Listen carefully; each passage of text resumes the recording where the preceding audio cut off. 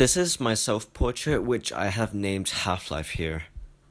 The artists that have inspired me in creating this self-portrait is Mark Jackson and Francis Bacon. From Mark Jackson's portrait, it inspired me to divide my self-portrait into halves, which represent two different personalities of myself. And my inspiration from Francis Bacon's portrait is applied on my facial features on the self-portrait. Francis Bacon almost created an animated version of him on his painting, which I have done here, using the dry brush technique.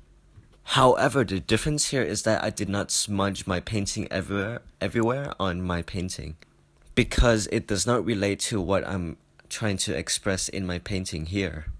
The green side of my portrait, or the left side, is supposed to be representing my adventurous side and also my fiery side, or my fighting spirit, because it has a scar on the face, with also the Rodar haircut, military reserves, or the camo shirt.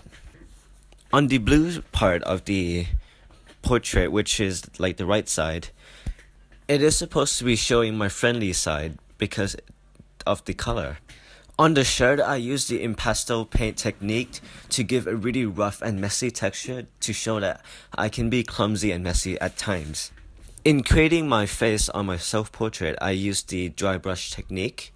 And in creating the background, I used the wet brush technique to spread the paint everywhere, giving it different shades. In creating the scar on my face, I combined the dabbing and wet brush technique. Overall, I am not entirely satisfied with my painting because I wanted it to be more realistic.